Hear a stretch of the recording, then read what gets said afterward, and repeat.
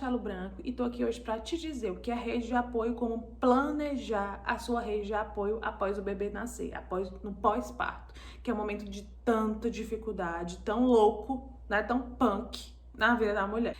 Então, para começar, rede de apoio, de fato, o que é uma rede de apoio, né? Existe muito ditado africano que diz, para criar uma criança é necessário uma aldeia, e hoje a gente não tem mais aldeia, né? A gente não mora mais perto, muitas vezes, dos familiares, a gente não conhece muitas vezes nem os nossos vizinhos, então a gente tá numa posição muito solo ultimamente. Então, é super importante que a gente, então, tendencie essa aldeia, que a gente faça uma rede de apoio. Então, uma rede que vai nos ajudar, vai contribuir com a criação do nosso filho. Porque, de fato, não tem como uma mulher e um pai, de maneira tranquila, criar essa criança sem ter várias pessoas para estar ali ajudando nesse momento.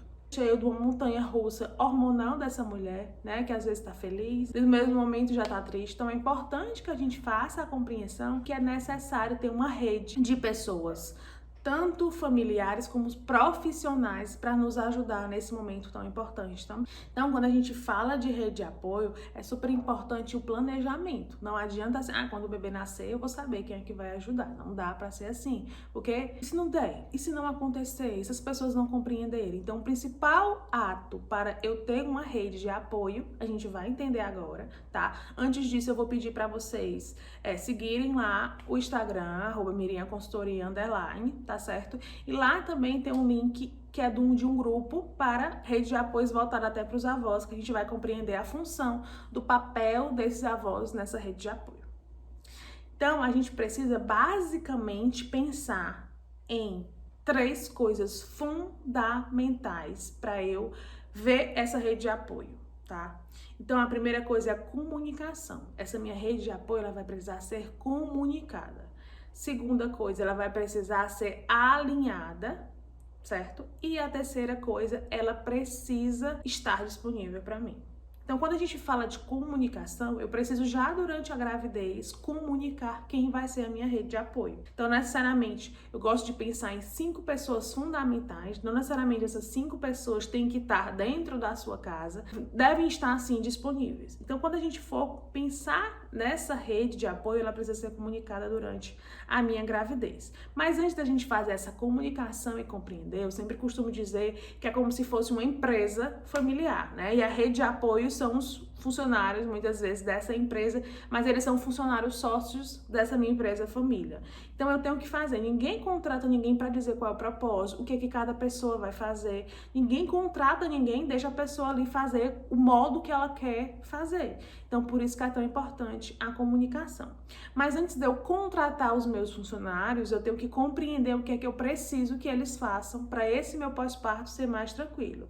E para isso eu vou fazer uma lista. Eu vou listar em um papel, eu grávida, né, a mulher grávida, tudo que eu preciso, tudo que eu faço hoje sem o bebê ter nascido. Então eu vou listar lá, eu faço mercantil, eu ligo pra faxineira toda semana, eu pago as contas da casa, eu levo o outro filho pra natação 2 vezes na semana. Então tudo que eu faço, eu vou colocar ali. Aí eu faço a unha 1 vez na semana, eu vou colocar tudo nesse papel.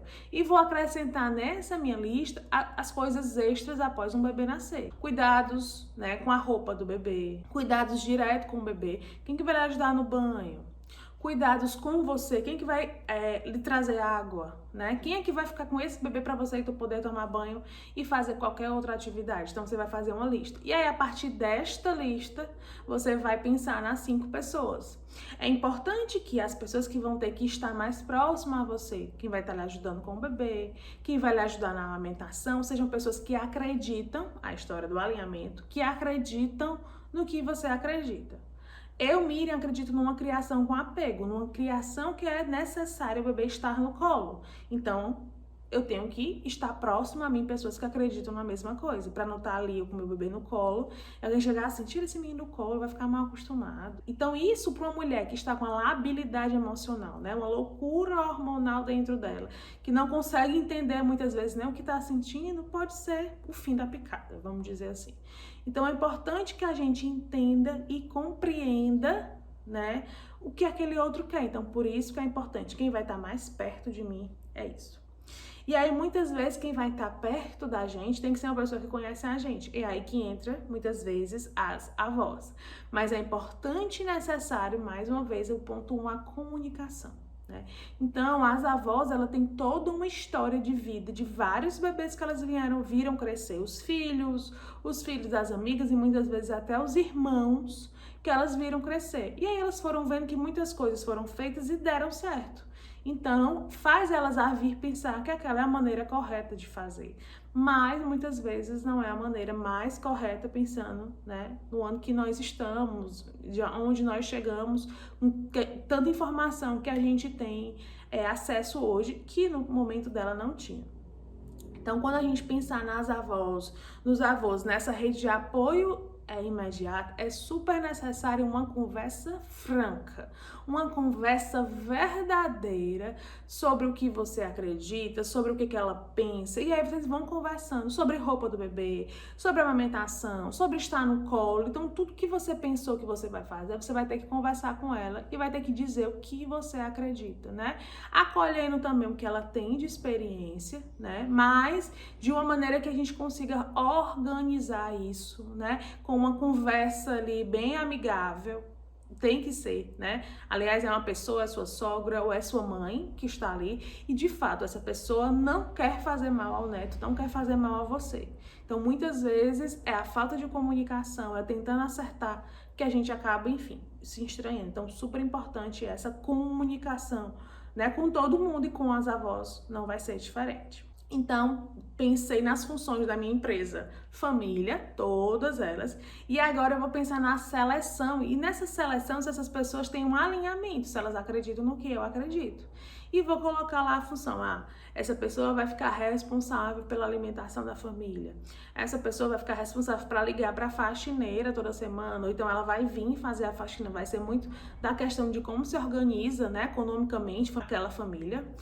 Essa pessoa vai ficar responsável por no domingo vir fazer um almoço, uma coisa diferente. Tranquilo, ou trazer um almoço diferente pra gente ter um momento mais festivo. Ok, ótimo. Então eu vou. E aí eu vou então falar para essas pessoas já na gravidez, você foi escolhido para ser minha rede de apoio nesse momento. E durante esse período eu quero que você fique responsável por fazer as compras. Tô dando aqui algum outro exemplo. O mercantil da minha casa, semanalmente, porque eu preciso de frutas e eu preciso de verduras. Você pode fazer isso toda semana, a gente pode ver um dia, pessoa, né? Ok. Então eu preciso de toda essa minha rede para ter esse alinhamento, né, do que é, para quando esse bebê nascer, eu saber na hora do aperreio a quem chamar. Porque isso de não saber o que vai acontecer, né, que eu vou dar conta de tudo de fato, ninguém é super que consegue fazer com calma e tranquilidade tudo.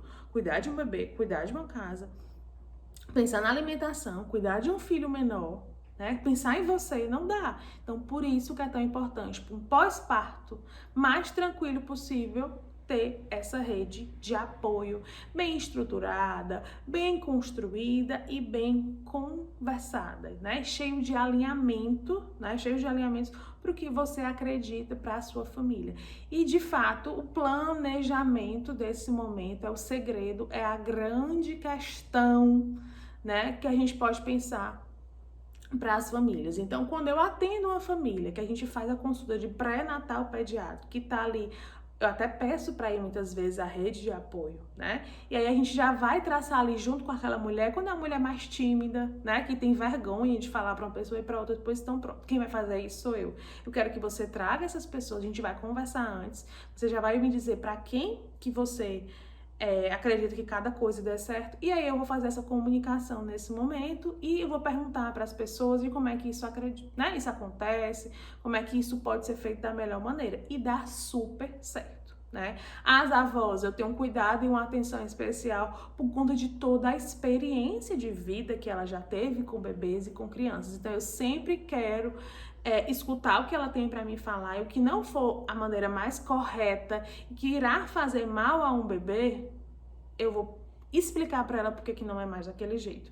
Não dá mais pra gente dizer, não é assim, assim acabou-se. Não dá, a gente tem que ter uma atenção.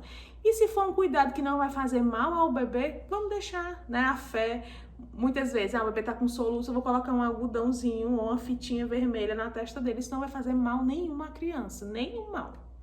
Por que não deixar? Né? Se ela acredita, se ali é um gesto de cuidado e de carinho para aquela criança que ela quer resolver e ela já viu dando certo. Então, lógico que quando for algo que possa vir a fazer mal à família ou à criança, a gente deve sim orientar a maneira mais correta e de explicar o porquê daquilo, mas quando for algo tranquilo, a avó quer dar chá, a gente vai explicar o que é o chá, que ela pode, esse mesmo chá, pegar um paninho, né, molhar nesse chá e colocar em cima da barriga do bebê, não precisa o bebê tomar o chá, que ela viu tantas vezes tomando, e a gente vai explicar por que um bebê menor de 6 meses não é interessante tomar nenhum tipo de chá, que o alimento principal é o aleitamento materno, e com explicação e com orientação, tudo é possível, tudo a gente consegue chegar. Espero que vocês tenham gostado desse vídeo. A gente vai ter muito mais sobre esse tema. Um abraço.